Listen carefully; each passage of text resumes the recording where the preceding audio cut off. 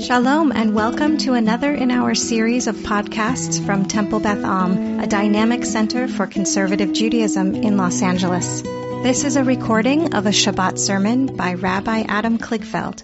We've been saying for weeks that the move back is going to be slow and interesting and wonderful, and we had to get used to Zoom davening, and now we had to get used to hybrid davening.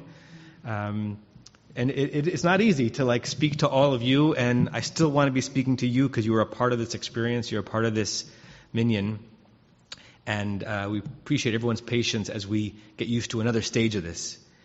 We didn't know that this was going to be the date of the first in the sanctuary Shabbat service until a few weeks ago, but I've known forever that this week is Parshat Behar, which meant that I've known for quite a long time, for a reason you're about to find out, what I was going to be speaking about this Shabbat. And it wasn't going to be about the fact that we're all davening together in the sanctuary. So we've made reference to it, but one could have made the argument that this would have been a great opportunity to sermonize about that. But I think we're just going to experience that, and we'll go in a different direction in terms of the content. So as I said, I already knew months ago the basic topic that I wanted to address today. And then as I was reading the newspaper yesterday, there was an op-ed in the LA Times, and it served up, by coincidence, a perfect intro, but sort of a chilling one. The headline of the op-ed was, "We can't hold back the rising seas." It was written by Gary Griggs, who's a distinguished professor of Earth and planetary sciences at UC Santa Cruz. And his conclusion is that if some of the effects of a warming climate can be seen as a cancer, then we're in stage 4. And it may be that there is no more that chemo, as it were, can do. There are certain aspects of coastal erosion and cliffs and bluffs failing into the sea and disappearing, and the changing of shorelines and beaches. It's both getting worse and irreversible in some places. His argument, the earth is vast and it has a limit. And in some ways we have passed it.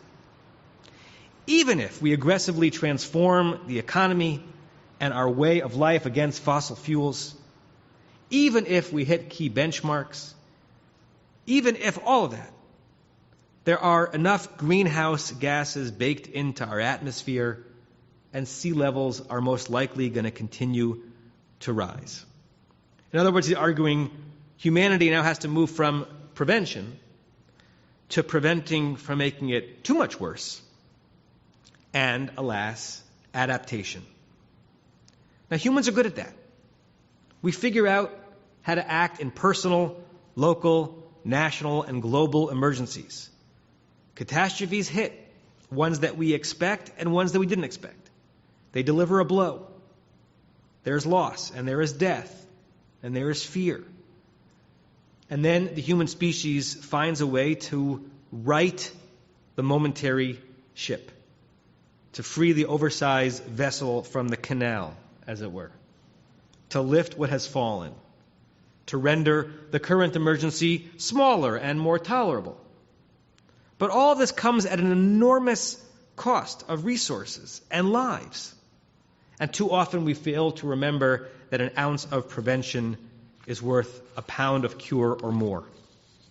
According to Griggs, we neglected prevention so very much and so very recklessly that even with tons of cure, the illness will be with us, and it's going to change what it means to be a human being on this earth. This one earth that we have. This one earth with limited potable water, limited forests, limited arable land, a growing population, too often, and in too many pockets, an all too indifferent population. Part of the earth's grandeur we have already squandered irreversibly. Now, the drash today I want to share is not primarily around science. I'd like to think there is some general consensus on the issue of global warming, but I know there isn't. Perhaps there ought to be consensus about our Jewish obligation to be stewards of the earth. An earth more extraordinary, more solitary, more vulnerable than our ancestors ever could have imagined. And still, they and the Torah had much to teach us about our obligation to it. And some of that material appears in Parshat Behar. In fact, if you read through the Parsha through a particular lens, we get a taste both of the need for and the efficaciousness of the preventive, prophylactic measures as we relate to the earth. And we also get a lesson in emergency medicine, as it were. Let's talk for a moment about Shemitah. There is so much to say about it. The notion of a farmer who is obligated after 6 years of working the land and pulling every nutrient and every productivity out of it to let it lie fallow, to hold back from the urge to force production from something which deserves a break, even the land. Now, according to halakha, according to Jewish law, if you're an observant Jew, those verses that we read in Parshat Behar and all of the halakhic material that derive from it is irrelevant to us halachically, practically, unless we live in the land of Israel. We are not obligated, as Angelinos, to observe the laws of Shemitah. You can be a perfectly frum Jew and not pay any attention to the laws of Shemitah while you live in Los Angeles. It's an Israel land-based law. But our tradition is so much more than the halachic system, and so much more than functional duty. And conceptually, I think Shemitah has to inspire us and inform us throughout the ages. And essentially, Shemitah is saying something very similar to what Professor Griggs is saying, which is that there is a limit. There's a limit to what this earth can provide over and over again without its being given a break. It's sort of a biblical version of Shel Silverstein's The Giving Tree. If you keep taking, it will stop being able to give. Part of Shemitah is built into the beautiful magic of the number 7. Sometimes I consider the number 7 to be a proof of the divine. It's a number that's hard to explain why humans came up with it as significant. We understand a day. You can just watch it go from night to dark. You understand a month. You can watch the cycles of the moon. You understand a year. You can follow the seasons. You can't watch a week. There's nothing in the cosmos that tells you that it's Tuesday or Wednesday. And so the notion of things happening in a category, in a quantity of 7, emerged from some tremendous divine wisdom, I believe. But math and even climate science is less important than the actual concept of Shemitah. Our Torah and our sages knew that the short cycle, the 7-year cycle, and holding ourselves to that rhythm and our restraint and not having everything that we wanted was critical to the grand cycle. At some point, the Torah basically says to us there'll be nothing that God can do by some miracle to undo what we have done if we do not do what we are obligated to do. Connects with a Hasidic commentary on the 25th chapter of the book of Vayikra, verses 23 and 24. I forgot I needed a chumash in front of me. Hold on.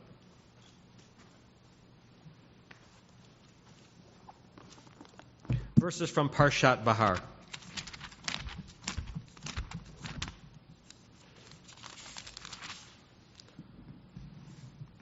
When the Torah in Parshat Behar talks about Shemitah, we get words like this, beginning in verse 19 of 25.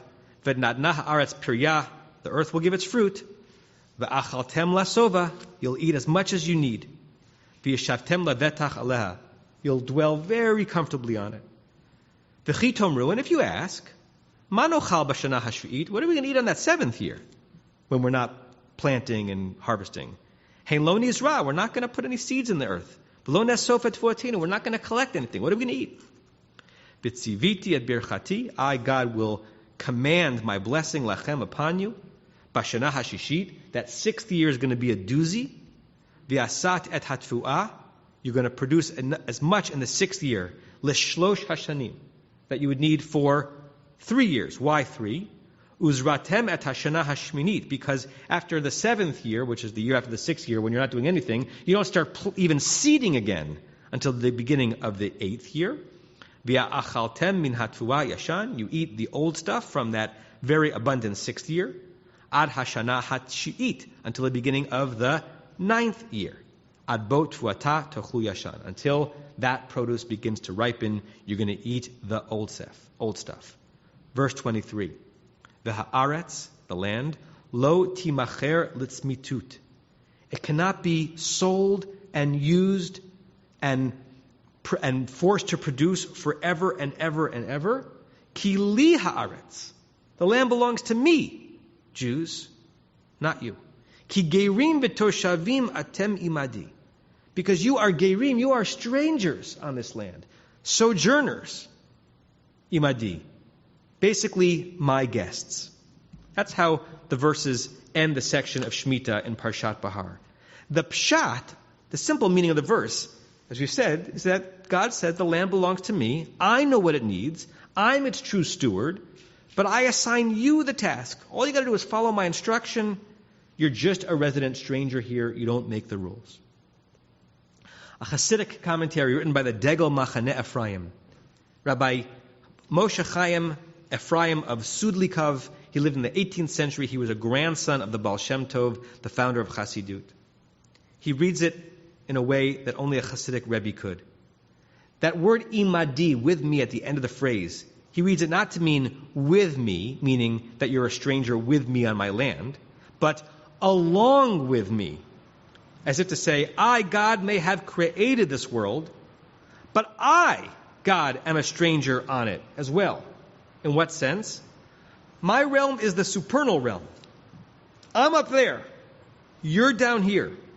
And the only way that I, God, can inhabit the world is if you make it hospitable to me. And the way you make it hospitable to me is to take care of it and do the mitzvot and make it ultimately hospitable to you.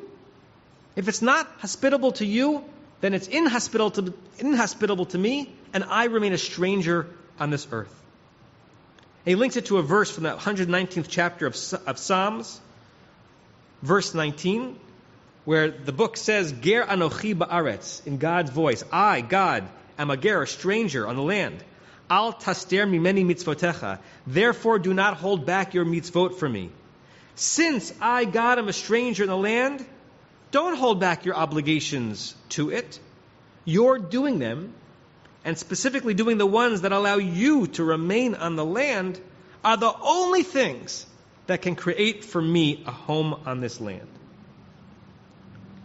I hear the Degel Machane Ephraim across the centuries and across cultures and across eras of human existence speaking to this generation of plastic and factories and deforestation and wastewater seeping into oceans and oil spills and feverish consumption, and asking us, what kind of world have we made for God?